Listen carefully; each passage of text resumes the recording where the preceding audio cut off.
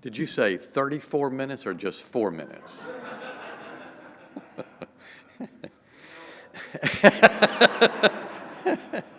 Yeah, but I'm already up here, so. I do work for Mission to North America of the PCA. I'm part of our home mission agency. My wife, Kim, is with me as well. Would you stand up, Kim? Oh, she's already standing up. I'm sorry. It's an old joke. She's a very short person, but the joke always works every time. So my role with Mission to North America is to help see new churches get planted all across the U.S. Let me ask you, who can guess what the world's third largest mission field is? It's the U.S. China, India, or India, China, depending on which way the population rolls that day, and then the U.S. There are more unchurched unbelievers in the U.S. than any other country in the world except for China and India. I read a statistic just a few years ago, I think it was from Tim Keller put this out, said that among all evangelical denominations and groups, all groups that we would consider Bible-believing folks, 4,000 churches were planted that year. I think this was about 3 years ago. 3,500 closed. Now, think about that number versus the population growth in our country. We are just not seeing enough churches planted to even begin to reach the numbers of people that need the gospel here in our home country. I could give you some stories. I'd like to tell you just a couple of quick stories. I'm working with a planter in Hawaii. It's a hard life, I know.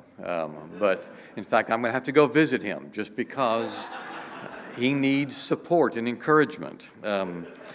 Dear guy. Jonas, his last name is Patterson. His middle name is, if I can say it right, there's more vowels than consonants, Kaleo'okalani. He's Hawaiian.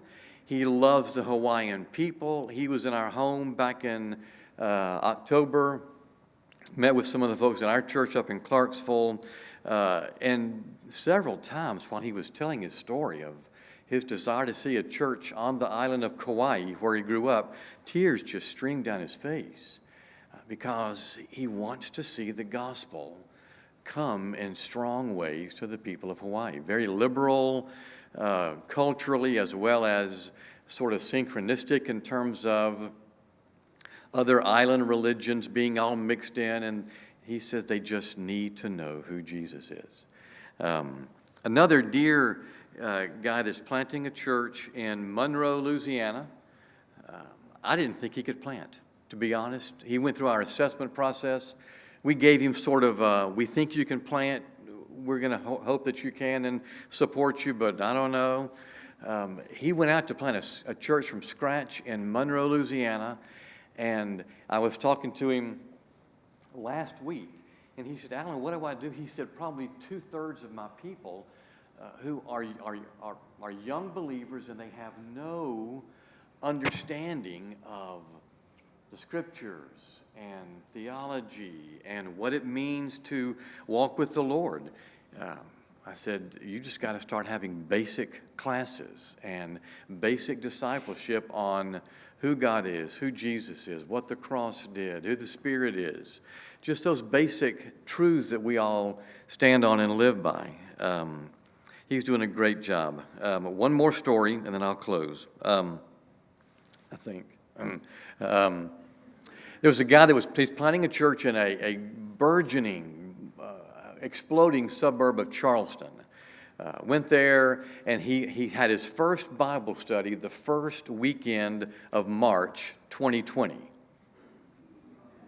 The second weekend of March of 2020, what happened? The whole world shut down. So about 2 weeks later, he calls me. He says, Alan, what do I do? I'm fresh on the field here. I'm tasked with planting this church, and now I can't even talk to anybody. In fact, I did a little on Zoom seminar for church planters entitled "How to Gather People When You Can't Gather with People." you know. The pandemic was just an amazing time for ministry in general, much less church planting. I said, well, why don't you go door to door?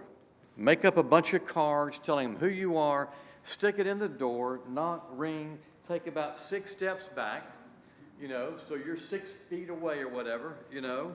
They come to the door, you've got your mask on, tell them that you'll be glad to help in any way. Make a pharmacy run, make a grocery store run, go visit the mayor, the police chief. If there's phone calls coming in as to needs in the area, answer them, help in any way you can. And he did. And 6 months later, he had gathered about 35 people in the middle of the pandemic. And they started worship about 6 months after that, and they're on track to particularize as their own church in about a year. So God is good. We are seeing strong churches being planted, but we need more laborers. The lady that was just here mentioned just a huge need for laborers. If I could leave you with one passage, it's the passage in Matthew 9. She alluded to it.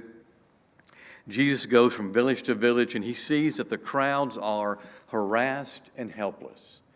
And his first statement then is he says, pray to the Lord of the harvest to send laborers into the harvest because the fields are white.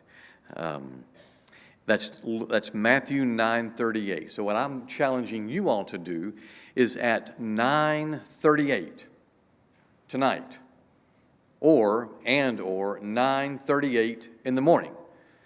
Set alarm on your clock, your phone, whatever, to go off at 9:37 so that you can pray a 15-second prayer at 9:38 for the Lord to raise up laborers.